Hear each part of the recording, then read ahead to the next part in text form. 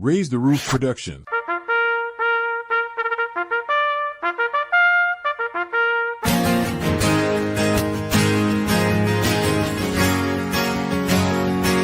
Well, you'll never know the heartache of looking a grown man in the eye, and he asks, am I gonna make it?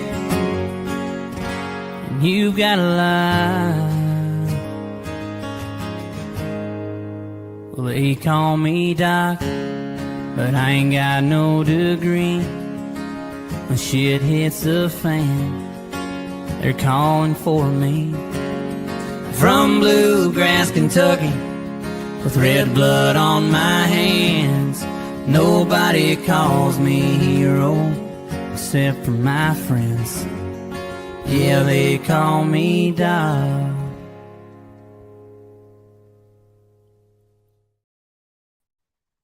Hello, brothers and sisters and American patriots. Welcome to another episode of Sick Call with Doc.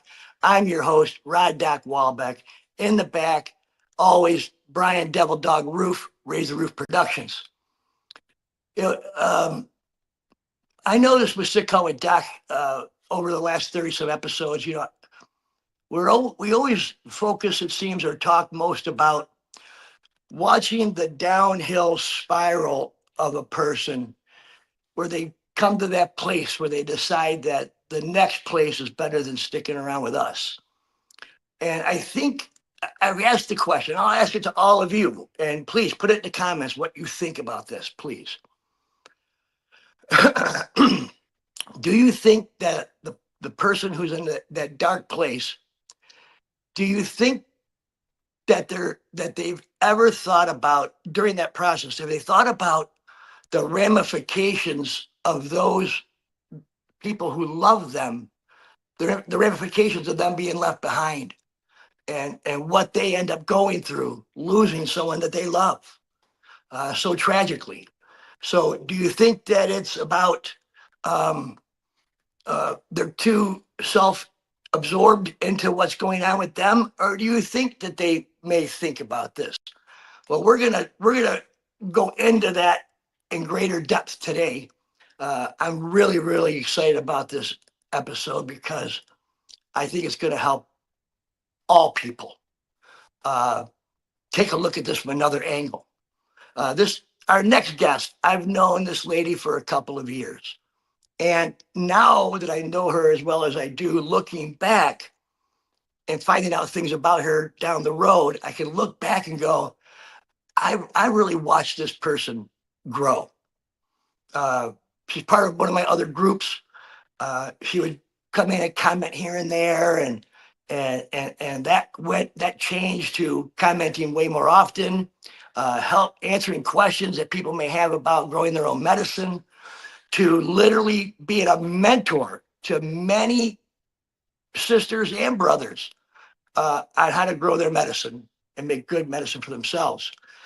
So much so that she became the Utopic Essential Nutrients Grower of the Year for 2024. Since getting to know her, I've just, as a human, fell in love with this lady. She's going to talk about something very near and dear to her heart. And let's give it up for Stephanie Wooten-Musser. Hey. Hey, Stephanie, how are you? I'm good. How are you? I'm doing well. First and foremost, I have to thank you wholeheartedly for having the courage to come on this show for all to see and talk about something very personal of yours. Thank you. It shows the growth, the distance you've come since some very trying times. And the beauty of all this is that even though you've had very difficult moments and you've come so far from them, it doesn't stop the bad things from happening in a day's time. Yeah. So you got to learn to not only deal with big things, but the constant bullshit that comes our way is just being alive, Yeah. And so thank you for the courage. Thank you for caring enough for your veterans. Absolutely. And the human race for coming on today to share your story. So Yeah, you I'm a know, Navy daughter. My pardon? dad was in the Navy, so my grandpa was in the Navy. So I came from a long line of veterans. You respect your elders, trust me. Remember that, lady. Yeah. So you know the rules. Yes. Today's your day to tell your story as you see fit, unfiltered, uncensored by the mainstream media. I, Well, I will interject when something pops into my brain I and will maybe answer say questions. that Zach, my son Zach, he was my firstborn, and he was a real good character. He wanted to be a Marine like his dad, but he lost his dad at the age of 2. And then shortly after all of that, we found out that he had febrile seizures. So nothing like colds or anything like that. It was always serious medical stuff like that. And he had cat scratch disease they thought was leukemia, and it turned out to be cat scratch fever. Thank God. But, it was never something minor. It was always something serious, which next became his heart, which got him denied for the Marine Corps. And And that he sent him spent a lot into of years. depression. Yeah, he spent most of his high school age years wanting to go in the Marine Corps big time. Yeah. Yeah. Oh, yeah. He even went and wanted us to pay or sign the papers for him to get a tattoo on his arm. And I didn't want to. And my brother told him, some people might frown down on you for that. But he did it anyways. He got the USMC put on his arm and a snake. And, he was taking pride in the fact that he was going into the Marine Corps. Wow. And then he got denied. So that really shattered his dreams. For medical And reasons. then, yes, from his heart, he had Brugada syndrome, which is sudden cardiac arrest in young men.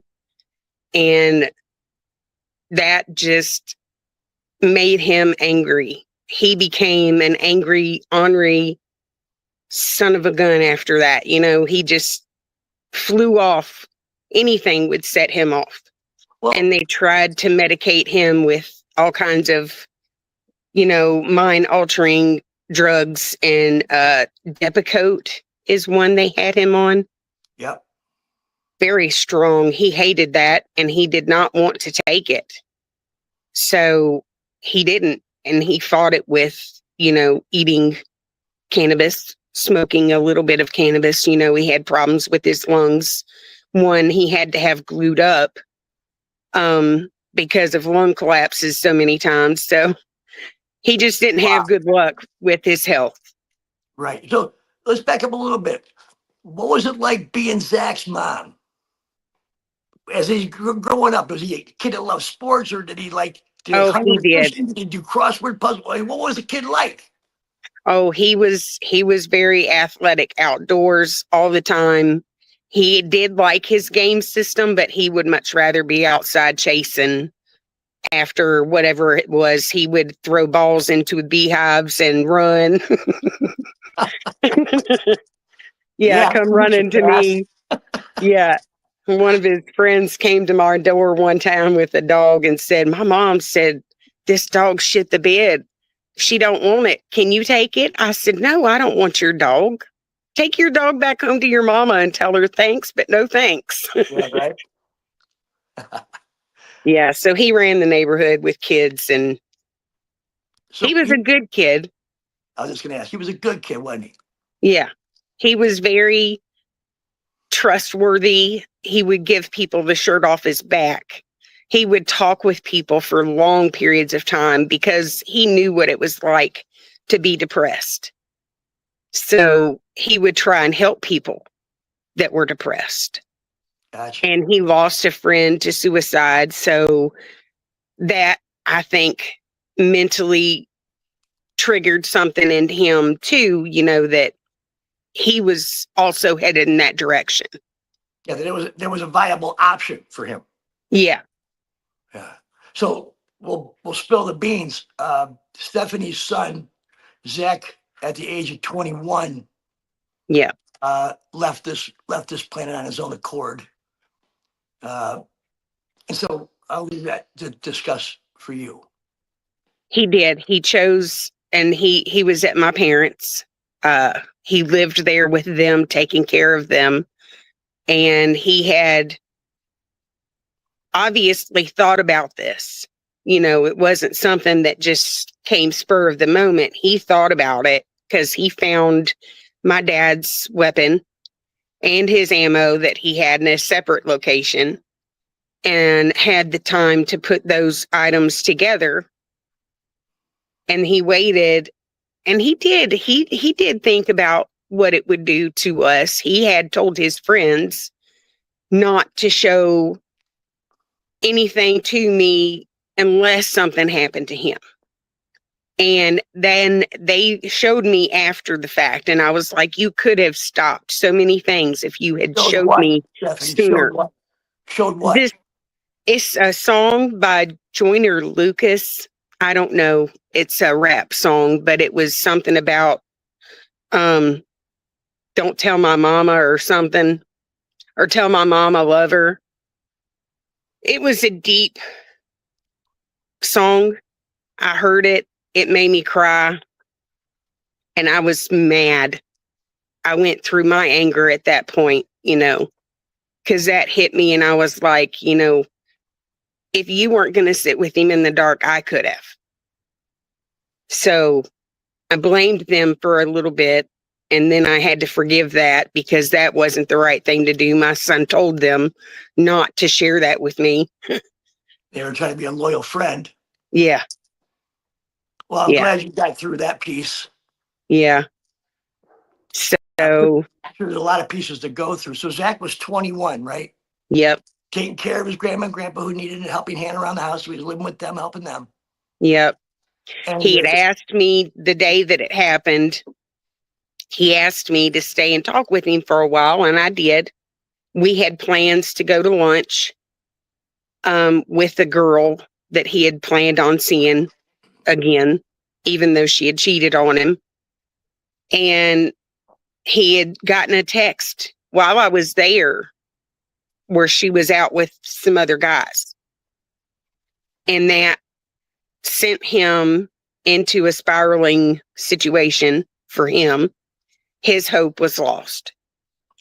And I feel like if I had stayed longer, maybe because I should have seen, hindsight, is always 20/20. So I didn't see until after the fact that I should have stayed.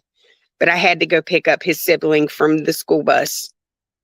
Okay, so this was like mid-afternoon after school got out kind of time frame? Yes. You went over to your mom and dad's, your boy was there. Yep. And you knew you had to get your girl out the bus. And I had stayed with him. We didn't go to lunch. We didn't do anything we had planned because this girl broke his heart. That day? Yeah. Okay. But we did talk about it. And I was like, son, and my dad even tried to tell him that, if the love isn't reciprocated from her, you need to move on to the next, because eventually you will get that love that you put out back. Yeah. And here he is, hopeless, like there's no other girls on the whole planet. He's 21. It's over with. Yeah. Yeah. But he didn't see that. And he waited until I had left. And he waited until my dad came home so my dad would get to him, I guess, in timely fashion. But he did it with my dad there. And my dad still suffers from not only war, but now this tragic event in his life that has triggered his PTSD. And my mom won't even sleep with him in the same room anymore because he fights so bad in his sleep. And not only VA, that, not only that stuff, he did it right in their bedroom, huh? Yeah. Yeah. Yeah. And it was just, it sends my dad into night frenzies when he tries to sleep. And the VA doesn't give a shit. They don't care. They just keep trying to give him medicines, and he's beyond that. He's told me that, you need to find somebody to talk to and just talk about everything that bothers you. So I try to do that with my kids now. And he does that with them as well, because of this, how it happened. I guess he really wants to make sure that they know who to talk to about the hard stuff, or who to come to when they need somebody to talk to. Yeah. So let me put this in one big ball here. So he left his mother. He left his stepfather. Yeah. He left his grandparents. He left his brother and sister. He left all his friends. Yeah.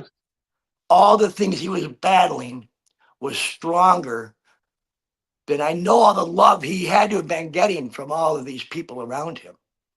Yeah. It's hard to imagine. If you've never I think it's the social part of it, the social media, the technology now, and nobody going to check on their folks anymore, going to check on their people, like personal visits. And that needs to happen with especially close people to you, that you can see, hey, maybe they need a little sunshine in their life today. Maybe I'll just go brighten their day. So I know it's happened to me several times on days that I have bad days.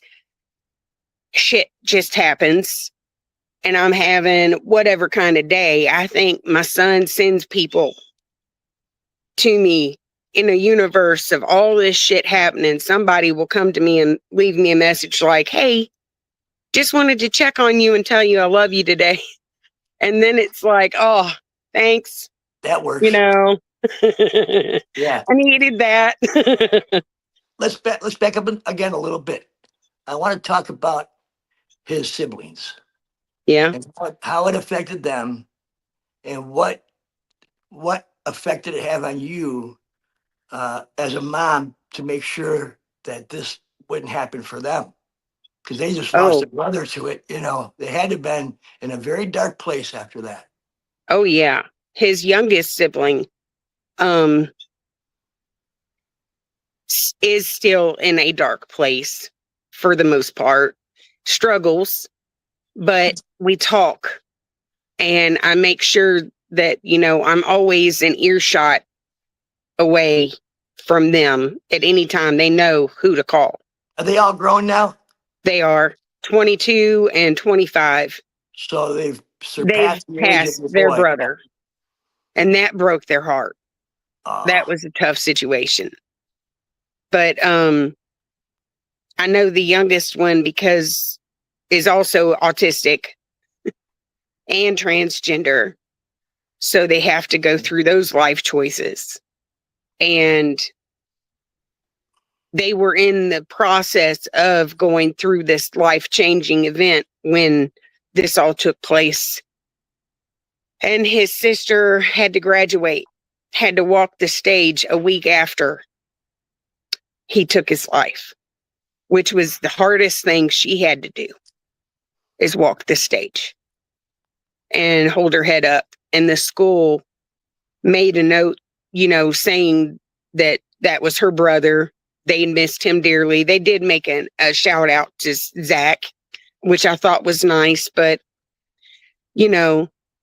don't take the thunder from the baby. Yeah, right.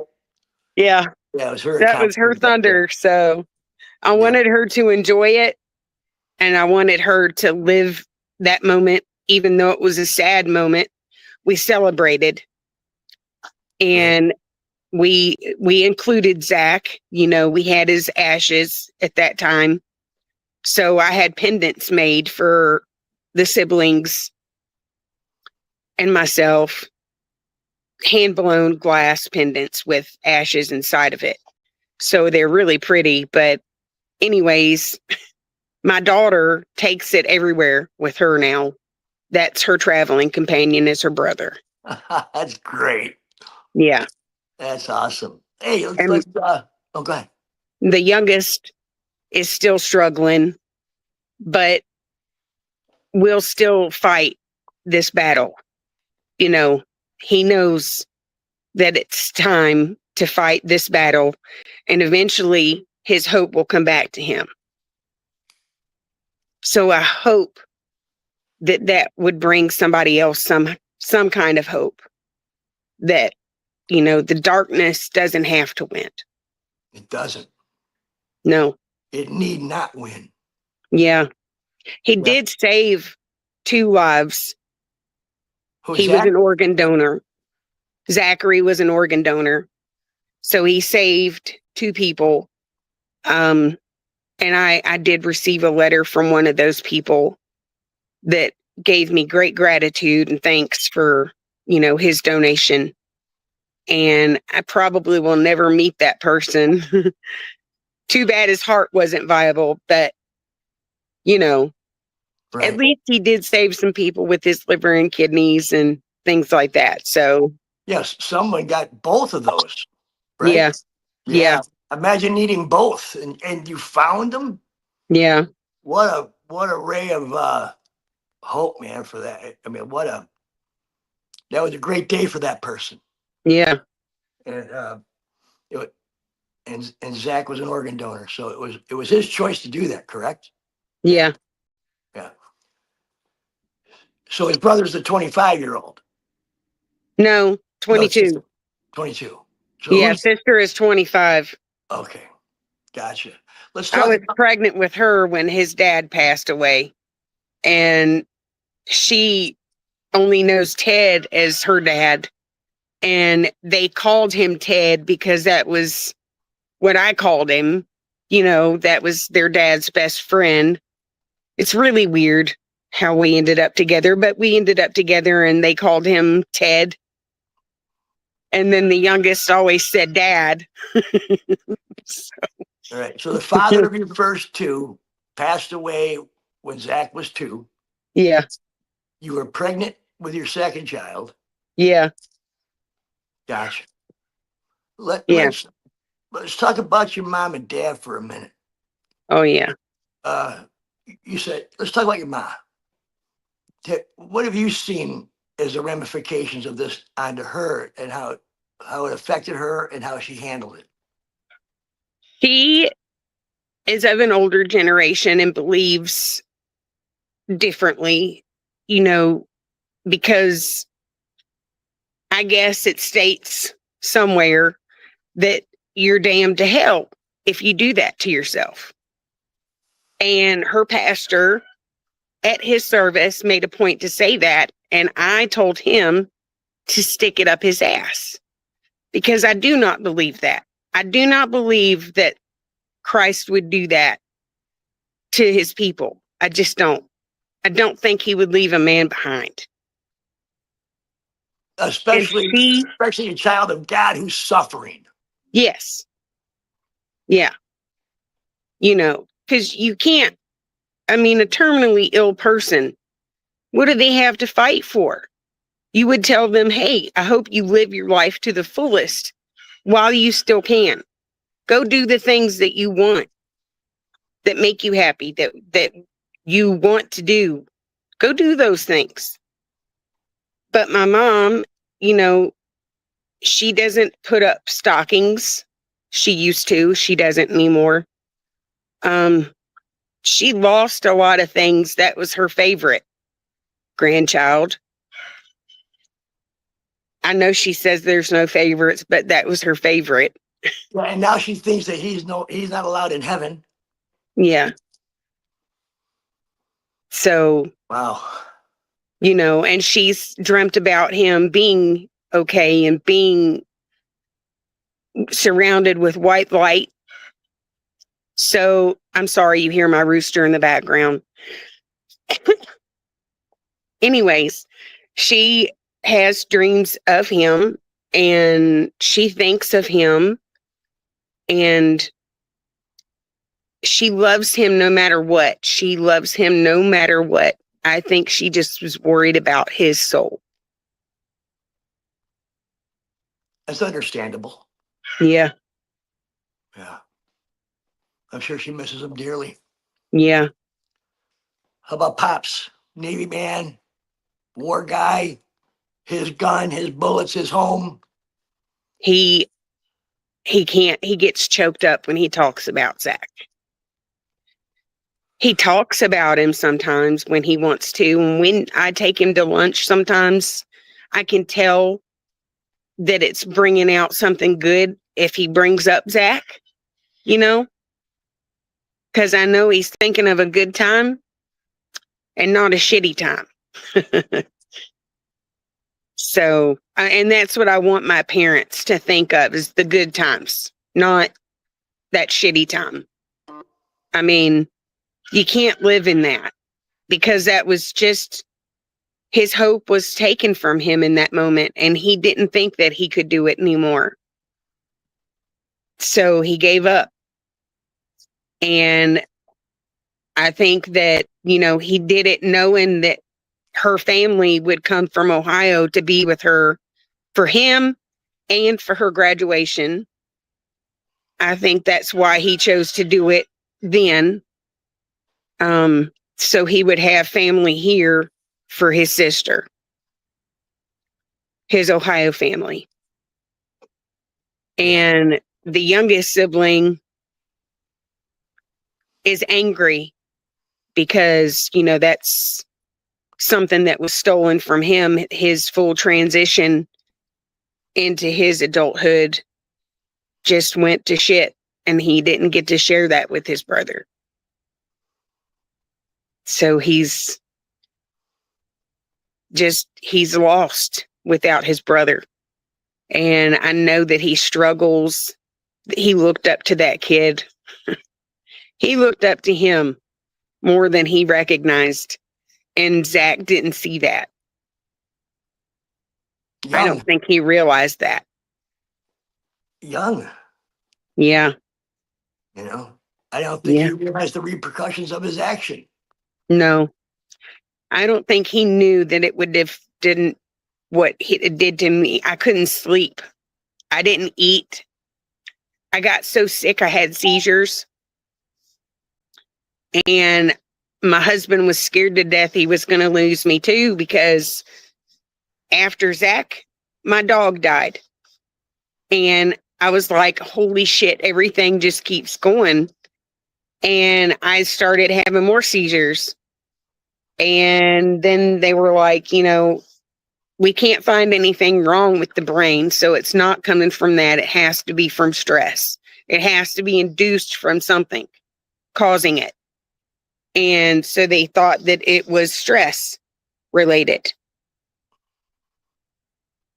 And the psychiatrist I saw told me to go and whack the crap out of the trees in the backyard. I was like, yeah, I don't want my neighbors calling the cops on me.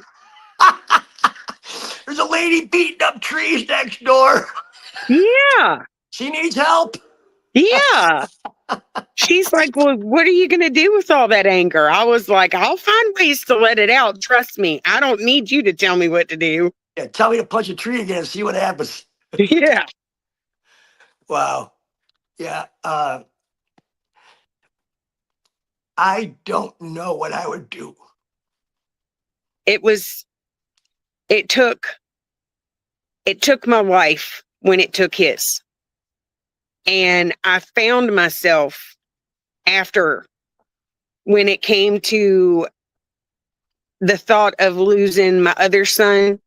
He was in a car accident and I almost lost him too. So he actually lost his best friend in that car accident. So he also lost his best friend after losing his brother. So that triggered me to do some of my bad habits, like smoking again. And,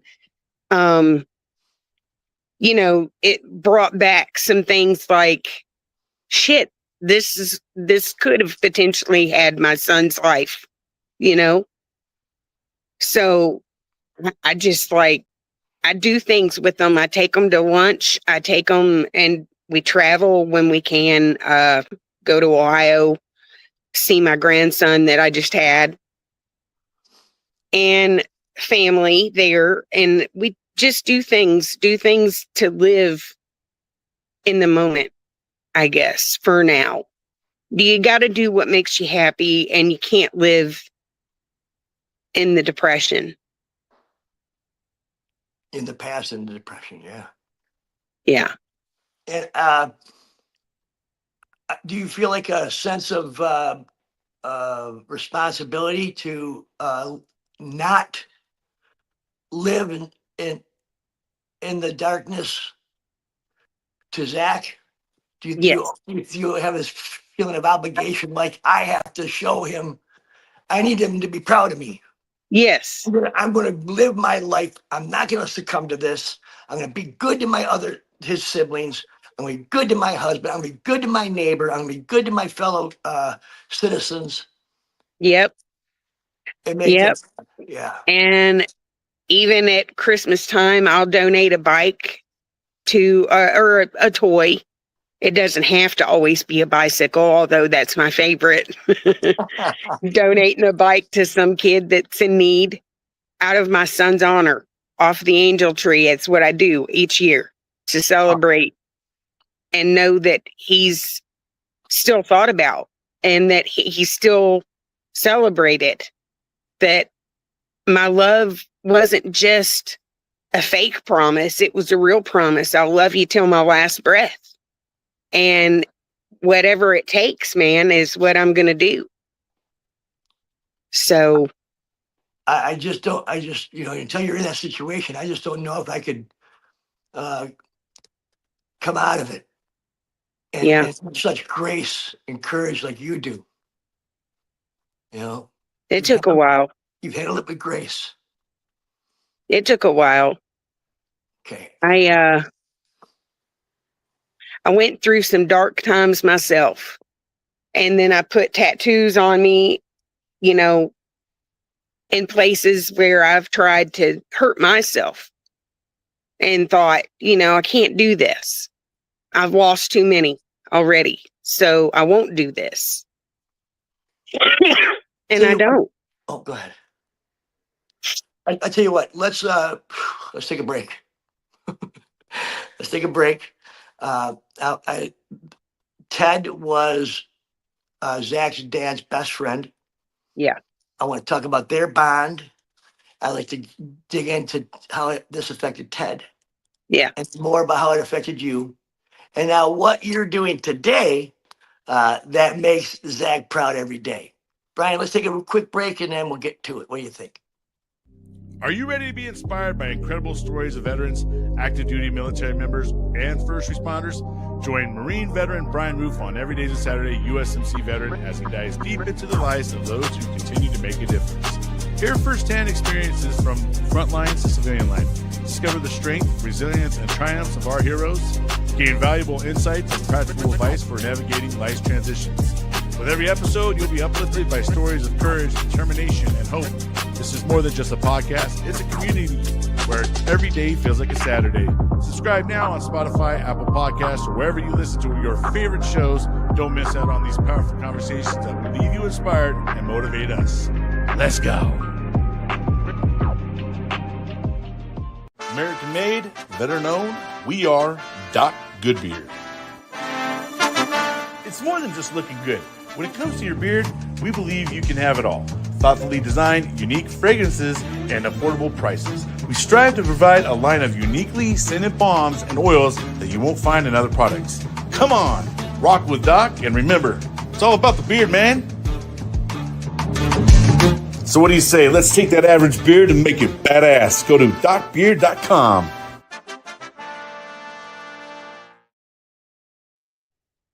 Hey, we're back with Stephanie Wooten-Musser, cannabis grower extraordinaire, mom of the world.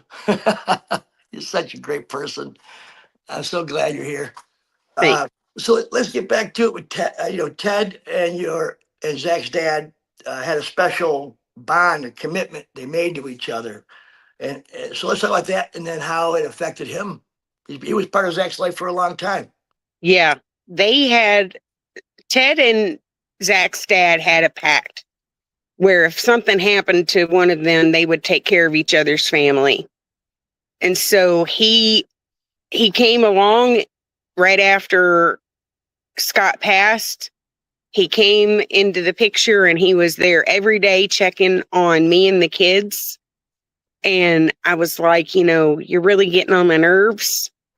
But, he was so afraid of seeing me breastfeed my daughter. And I was like, there's a blanket shielding there. You can't see anything. And he would just walk past with his eyes shielded. And I'm like, okay. So he would take Zach and do things with Zach and helped potty train Zach. Wow. He had a good time with. He had a son at a young age. His son Theo, which is Zach's oldest stepbrother, Right on. and they always went fishing. So Ted would take Zach fishing. So they did their bonding as him and his dad used to do, fishing on the fishing bank, talking, carrying on. They loved one another, but they got on each other's nerves at times, especially when his teenage years happened and the health and depression and anger hit in. He had challenged Ted once, only once. Do a duel? Yeah. He raised his Wrong hand to answer. me and Ted put his hand out. He's like, don't you dare raise your hand to your mother. And he's like, fine, punk, come here. And Ted was like, oh, I'll show you, punk. And he took him to the ground. Mhm. Yeah. Let me show you these. So, Well- he's like, you can't let your anger get the best of you. You got to sit here and talk it out like a man. And so it's awesome to see the brotherhood between Scott, right, Yeah. and Ted. Yeah. Reminds me of veteran buddies, Yeah. So that's pretty awesome. It shows Ted's a man of his word, Yeah. and just maybe he had googly eyes for you. Yeah. Weird. Maybe, just maybe. Yeah. They developed for sure. Yeah, that's how it happens, Yeah. How about you? What about me? Anything you want to add to how things went for you after Zach passed and the guilt? I know we talked about, you said something about guilt. I feel a lot of guilt, and I had to let that. It ate at me and ate at me. And I mean, it ate a good part of my heart, my soul, everything in me. I had to go pick up his sister. Well, his brother. At that time, it was sister. It was the youngest sibling, and the autism, not having a way for anybody to say, hey, welcome home, would have triggered something with that child. So somebody had to be there.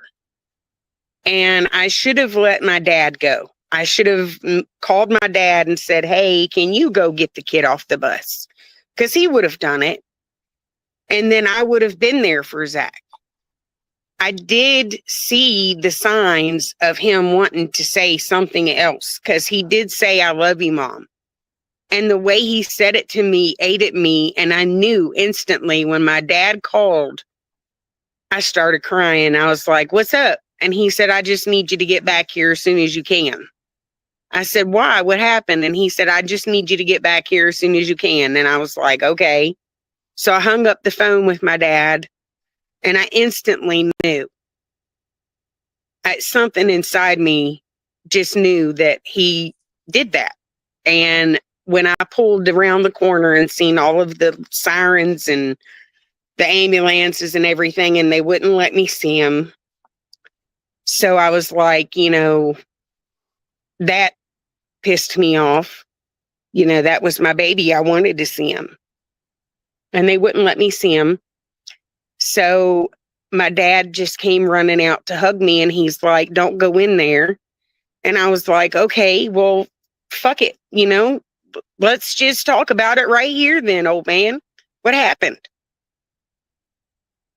He said, he did it. He did it. He was stupid and did it. I was like, well, I don't understand. I was just here, you know? It didn't make sense why he would let go so fast. Well, that's my next question. You're saying that the only time you ever noticed that level of darkness was that final day. There was nothing you saw days or weeks beforehand. Oh yeah. I mean, we had seen it. He had mentioned it, and he was in a mental ward, and they let him go Insurance ran out. against better judgment. I will say that, because I told them that something bad was going to happen if they let him go. And I knew that bad had happened that day, that I knew he just gave up. And the medicine that they had him trying to take, the Depakote and everything else, just was shit. It was exactly that. It was just shit. Unfortunately, that's a big piece of the pharmaceutical industry. Yeah. Hence why, going back to plants that were prepared to heal us. And that's what healed me. Used. I got into healing plants and healing myself at the same time. Well, we talk about that Sicko and Doc all the time, don't we, Brian? We call it plant therapy, man. When I go out to my outdoor grow once every few days and hang out with them plants and defoliate them and slap them up a little bit and remind them who's the boss and that I'm there, there's something really nurturing and healing about taking care of something other than yourself. Exactly. I got dogs and wives and kids and all that stuff, but the plant in you is just a kind of a one-on-one thing. You know what I mean? Yeah. It's just different, and it's definitely therapeutic to grow your own medicine and your own food, your own garden for veggies and stuff. I got 5 pumpkins this morning, so yes, it is a good feeling. It's very therapeutic. We talk about it all the time. Yeah. So you're wearing a pretty kick-ass shirt, by the way. Thank you. I know those people a little bit. Ladies growing that 420. Yeah. You went from a novice to a grower of the year, and I would, at least since I've known you, in kind of short order. You seem to have put it all together and grow some of the most amazing looking medicine I've seen in my whole life. So how did all that transpire? How did that journey go? I know you use it for your own medicinal purposes, and it takes away your depression, anxiety. It helps you with those things, get you through the day for another day tomorrow. So tell me about that a little bit. Well, I started because it was getting more and more expensive. I was going through more smoking habits after Zach to heal myself, because I got off of pain pills. I stepped away from a lot of things that I realized were killing me, and I didn't want to do that. I had more in me. I had to do this for my other kids too. So I got into the plants, and my cousin, she made this wonderful ladies group and asked me if I wanted to be a part of it, and I was like, well, hell yeah, it just became legal to grow here. I was like, yeah, sign me up. I'll do that. That's great. And then I've helped all of these wonderful ladies learn to grow their own medicine. Yes. Along with me learning, I helped them learn too. And now we have this great community of other knowledgeable women and experienced women that help other new people grow. There's constantly new people joining the group. So we do these grow with me's every year in spring, and in the winter we do auto flowers, but in the springtime is our major one, and everybody loves it because they get to learn how to grow. Yes.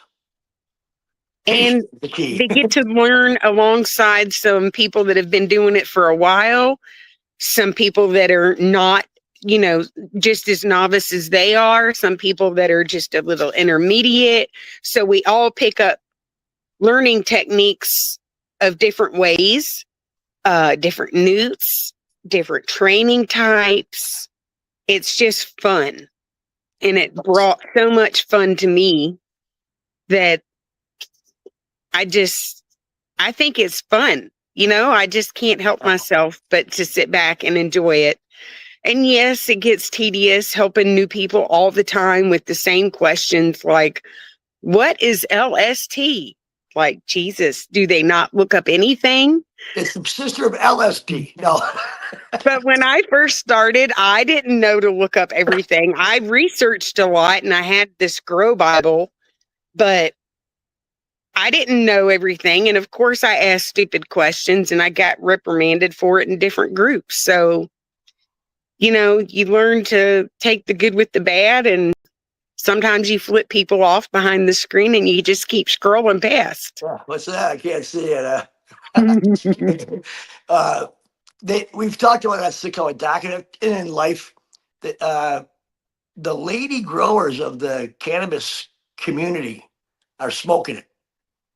And I think a piece of that is because, there's a love between a mother and a son, but there's really something special between a mother and a daughter. You're raising a woman, you're raising a girl to be a woman and and someday maybe be a mom. That's really important. But you guys have that nurturing piece, that dads don't always have, and I think it translates into your growing with the female plant. Yeah. You guys rock it.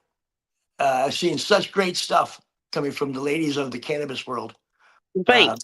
So congratulations on being great at it, there's so many things to ask and my brain's kind of clogged. Brian, you have any comments? Anything you want to bring to the table on this? It's up to you, sir. No, just I think it's important for people that may be considering to take their own life is to consider reaching out. What you may, well, not only that, but also what you're going to leave behind. Yes. I think a lot of people's thoughts when they're in their really darkest days is they have no clarity to what they're seeing, to what they're feeling, and even sometimes when everybody around them loves them and pours loves on them. We've had folks that were leaders of organizations that were about preventing suicide, take their own life. Absolutely. So, we just got to understand that sometimes that mental state is very strong, and when someone's mentally not healthy, it is really hard for them to see anything healthy at all. Right. Like, right. Well, our hope today, and I know it's Steph's hope, our hope is that we can reach people, our brothers, sisters, humanity. We can reach them now while they're only halfway in the dark, and make them process this, what we're talking about, in their head, and just be that little piece extra when they get too dark that might just hold them, might just change your mind, might just reach out, might stay warm. Those friends, they deal with so much regret from not coming to me sooner. Imagine and that. I feel for them. I do, because I stayed angry at them for a good amount of time. And it took time for me to forgive them. But when one of them apologized to me because he was in a dark time and he broke down in tears to me and apologized. He said, I should have shared that song with you sooner so you could have noticed and maybe been there to hold that light for him. And I'm like, I would have. If you weren't gonna, I would have. And I should have. But I didn't know, that would be the last goodbye to him. Well, he must have, his friend must have realized there's the right thing to do, and then there's the right thing to do. Yeah. You know, and yeah, it's unfortunately I've been hearing more and more of these stories, and they're coming from mothers, and they're stories from the mothers. Just recently, I came across a Marine that took his life, and I've been watching his mother on social media. Plan to have her on the show as well at some point in time. I know that I think she's like 9 months into this process, and I don't think she's been back to work from it.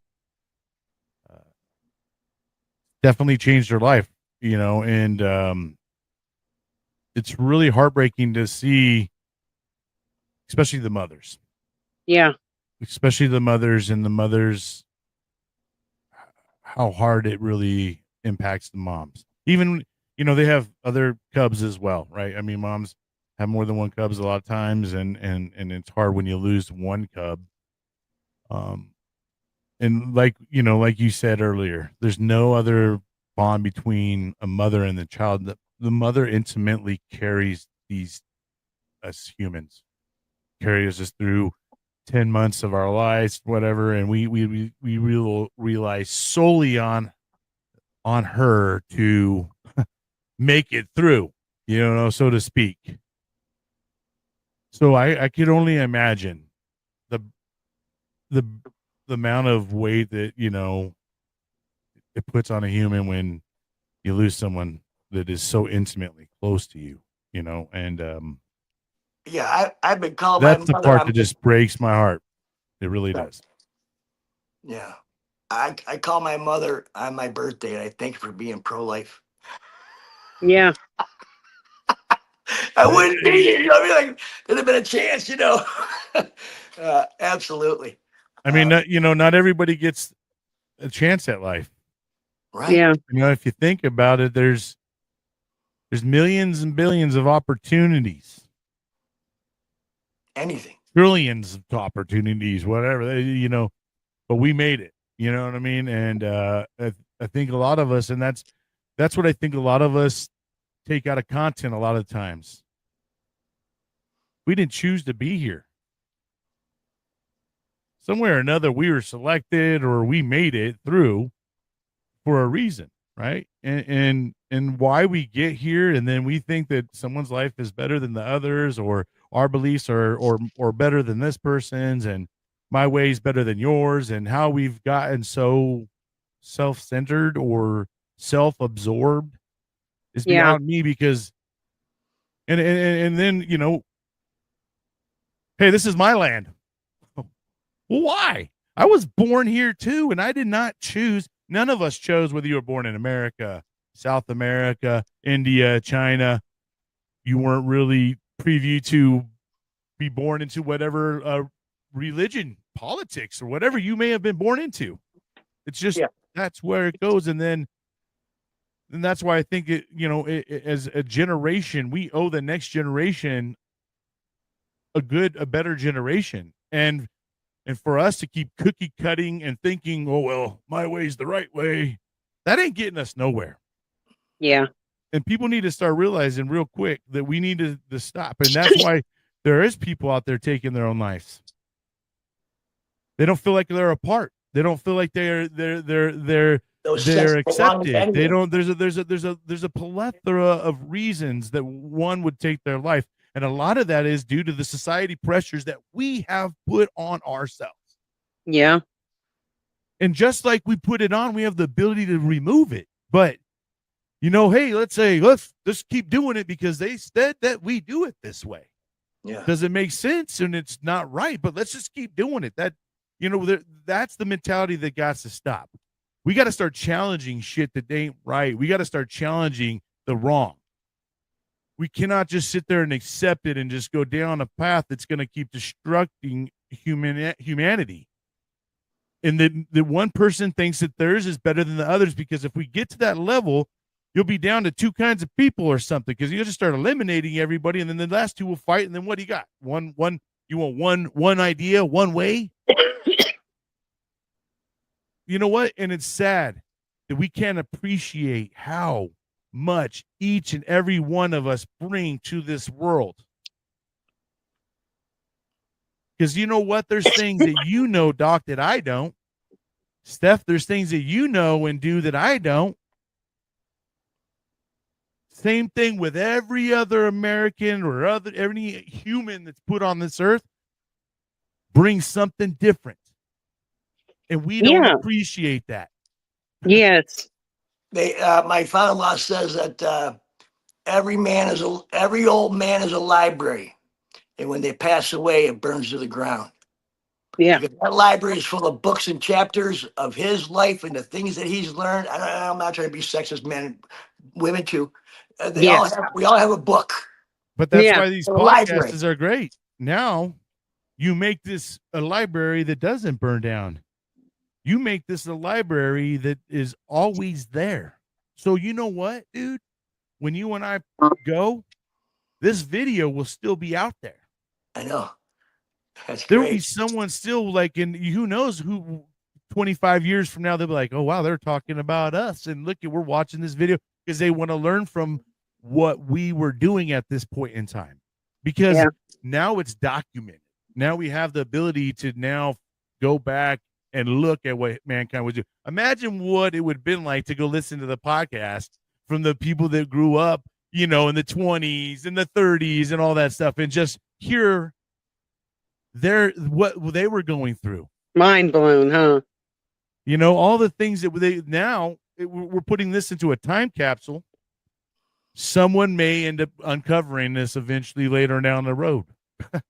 You know what I mean? Just because they want to learn, like, wow, what did our, you know, the people that in the mid 2000s, what were they doing? You know, like we were at the turn of the century. We were, you know, we're now at ability of being able to do things that we weren't had no capability of doing, bro. Like green screens, these nice little podcast mics and stuff that are relatively cheap when you look at it in terms of they make it very affordable for us all now to digitally put ourselves out there and digitally stamp where we're at in our life. You know what I mean? And I hope that someone can learn from all this kind of shit. I hope. Yeah. I was just a couple hours ago, I was scrolling through Facebook, getting ready to sign up for the pod, and I come across this thing in one of the veteran groups that says, I don't know why I'm here. And my response to that was, let's go on a mission. You get out of the service, you've lost that sense of purpose, that sense of mission, that sense of camaraderie. I urge you to go on a mission. And that mission is to go find your passion. Go on a mission to find what makes you happy, something that you love to do, something you love to be a part of.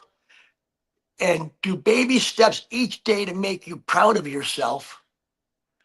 And you have no clue how far that will take you to dream big and to find a purpose. You're not here to leave on your own decision. You're here to give to your fellow man until the good Lord or whatever else may take you. Get no right. Not here for a long time, just here for a good time. You know what? And if mankind didn't fight adversity and just said, forget about it, we wouldn't be here today. You know what I mean? Because I'll tell you what, there's a lot of humans that went through a lot of hard things to get to a level that you and I could appreciate what we appreciate. You know what I mean? And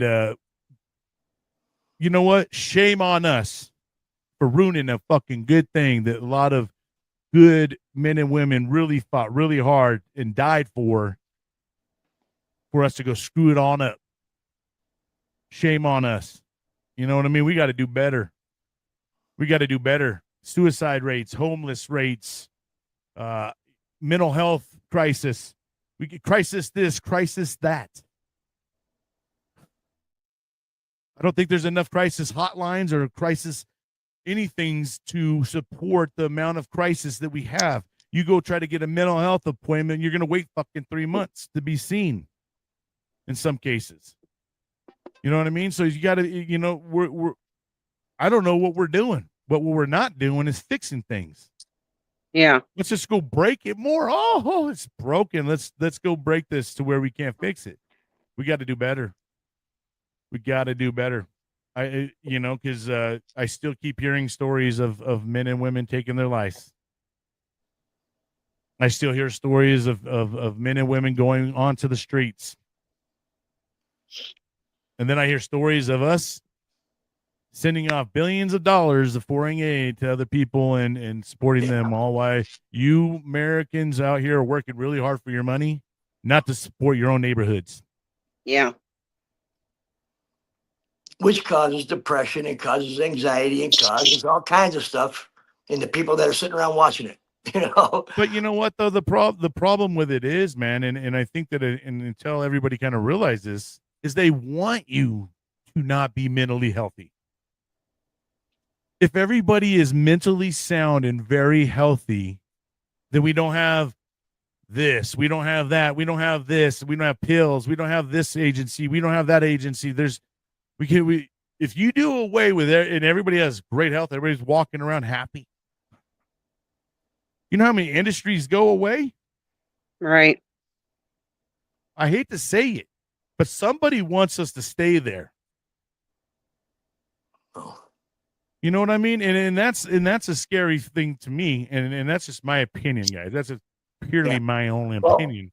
We can't sit idly by, especially when it comes out to reaching to our fellow human beings, our fellow brothers and sisters. It's no different between a veteran committing suicide and a civilian committing suicide. Nope. And I'm dropping that label. To me, it's humans at this rate in time. The human race. I don't want to lose another American, and I don't want to lose anybody at this rate. But we can only handle what's here in our own backyards, in our neighborhoods, in our country, and everything else. I don't want to keep hearing another story of someone that decided that they felt that ulterior motives was better, all while they leave behind broken people, and they threw a rock at you and broke you more, and that's the hard part. And there's a selfish part to all of us that, we control our own life, and a lot of us don't understand that part. But at the end of the day, you still are going to hurt people all around you. We see it. We hear story and story after story. And I appreciate you, Stephanie, for coming out and actually talking about this. This is something that they need to stop suppressing and stop hiding under the algorithm. These are things that need to be talked about. These are issues that are on the forefront that for whatever reason doesn't fit the mold of putting it up there. But I'm sorry. We need to start hearing more from the loved ones that have lost someone due to this and what it did to them, so that we can start maybe putting it in someone else's ear that, hey, wow, I know I'm feeling this kind of way, but there are people out there. It seems that these people took their life, but they have a whole people that they left behind that still talk about them, still love them, haven't forgot about them. And we're not going to shame what they did. But I'm not going to shame either. We can't shame what they did. They decided to take their own life. That was a decision that they have to ultimately live with and ultimately are going to be faced with. I don't know if it's judging, whatever it may be. That's the decision that they're gonna live with. But the thing about that is we have to be compassionate and think about others as well, right? And the burden it leaves behind on others. And if you're selfishly taking yourself away because you're saying no one loves me, I think that sometimes that's very far from reality that they can't see. Yeah. I want people to walk away from this understanding that the consequences, bring awareness to the consequences, and maybe that'll help one person not do it. And the reason why I feel like we've suicide is just about as taboo as cannabis is, type of thing, Yeah. is because it is always deemed as you are not supposed to do that, and it's not looked at as a good thing. So instead of us talking about the issue, we want to suppress it and kind of not really put any emphasis on it, but we'll let others talk about it, but we don't want to emphasize on it. And you find when a show is trying to talk about mental health, suicide awareness, fitness journeys, things like that, they really struggle to get within the algorithm, because it's like they want to suppress people that are really trying to put the good out there, and they want to continuously focus on the evil, and also not even just focus on it, but somewhat glorify it, either whether it's good or bad, where it's getting sometimes. Right. And so it's getting such attention that these major issues that are going on are getting suppressed, and they are not allowed to make it to the headlines, because there's still active duty members taking their own lives. Yes. Suicide. They don't talk about that enough. No. Yeah. There's men and women still that are serving today that are literally thinking about going and taking their own life right now. Heartbreaking.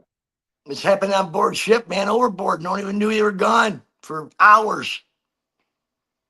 It's something that they just let us talk about it, but they won't emphasize on it. Right. So it's another one of those issues that it gets suppressed, it gets put away, but we need more stories out there. If we keep flooding it enough with the stories, then then they have no choice but to hear the voice at some point in time. Yeah. So there needs to be more people like Stephanie out there. Don't feel ashamed to come out and speak about it. Don't feel any kind of way. Yeah. We need to understand how you feel. Oh no, I want awareness brought to it. It needs awareness in general, especially for our veterans. I worry about my dad all the time, which is why I check on him all the time. Right. But that's the key, guys. Checking in on each other. Yeah. And he's so confused right now because of everything going on with my mom. She's ill at the moment. And he's so confused, and his age is getting to him. And I'm like, Dad, don't let this bother you. I can handle it. If you want me to handle it, I'll handle it. And so he's letting me handle some of the things for him, which is nice. But some things he's not wanting to give up because, he's my dad. He doesn't want to throw in the towel yet. So something you said during the interview, Stephanie, that is completely true, is social media has taken away from that personal part. Yeah. So a lot of us, and I'm guilty here too, we shoot off text messages. Hey, how are you doing? And I'm doing good. Yeah. That's what you get. You don't hear or know really truly how they're doing, right? And we've gotten so digitally I've been that person with that kind of way that sends a text saying, everything's effed up. I feel like shit. Let me delete it. Delete. I'm brought okay. It to my attention, Stephanie. You actually brought it to my attention. Got to do better at just sending a text. You know what I mean? I got to do better too. You know what I mean? Like you brought that to my forefront, and definitely brought some awareness to me. Like, hey, I instead of me texting my buddies, I need to maybe call them once in a while. Yes. You know what I mean? And get that phone call. It's okay to text here and there too, but I think that there's times that kind of warrant more of a phone call, right? Yes. You can hear somebody broken in their voice. 100%. And you also know their personality most of the time, right? Right. Like, you can feel their energy a lot. At least you get the vibration that they've put out. I'm that kind of person 100%. Where I feel other people's vibes, and I know like my daughter, when she was going through something, I was like, girl, your light is really dim right now. What is going on? Boom. And I can nail it. So when you talk to someone sometimes too, you can get that in their voice. You can hear the dimness. You know, like, damn, bro, you're usually a little more like when we talk, I always, there's always a little bit more of this out of you. And I feel that something's wrong. Is there anything going on you want to talk about? And, sometimes you got to pry it out of people too, right? Because a lot of us been so conditioned to not deal with our feelings, not to put share them them. out there, especially, in the man world, right? It's, you're a pussy, you're a bitch, what all the slang words you would get if you The stigma. mess around with your feelings a little bit, right? And so I think that's the part where, as brothers, you got to sometimes, there is that time for giving each other that jab to the gut or kicking them in the nuts, but there's also that time where you got to hug them and you got to embrace them and say, you know what, bro, it's okay. Let it go on me. Just let it go on me.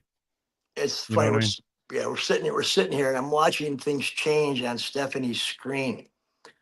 I know it's probably the cloud went away or the sun is shining. No, there's literally a beam shining down. Zach is shining down with like a beam coming out. Bam! Okay, Ma. There's lines right on your head that it's literally just like, It's cool. Like your hand, like your head's being touched.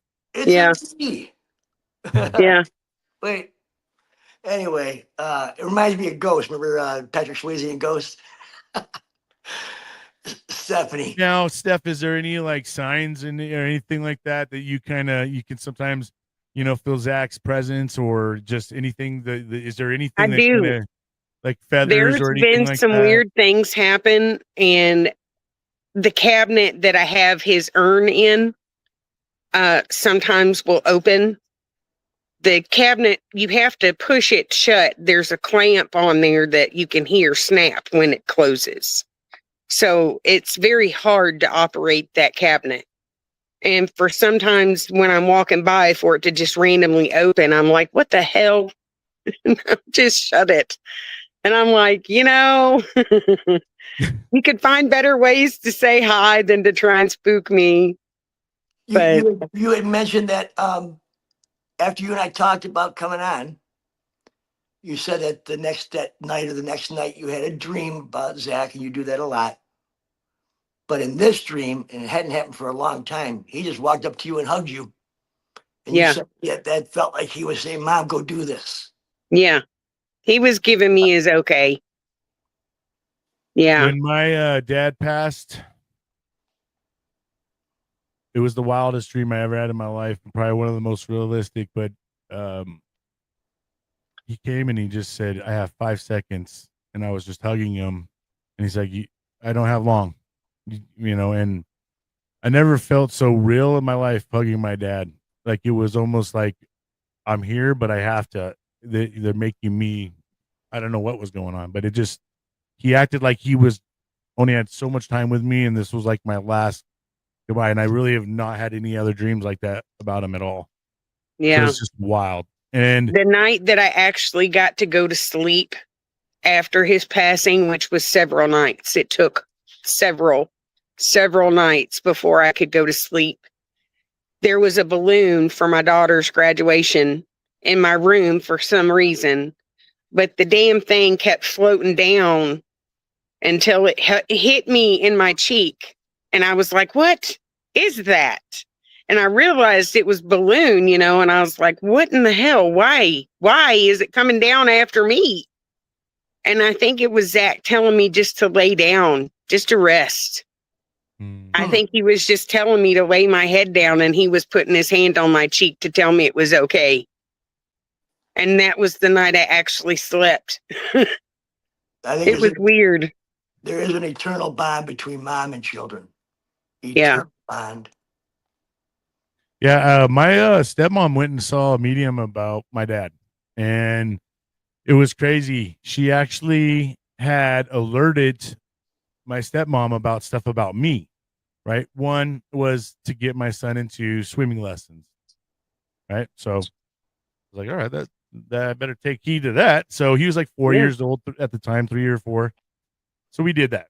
And she also said that I had built this pond in my backyard.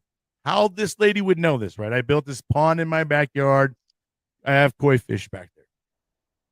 She tells my stepmom that my dad says, tell Brian to protect his koi fish and stuff. And so I was like, that's wild. And another thing that she had told her is that I will notice that when he's around by feathers and stuff like that. So I will recognize him through feathers. So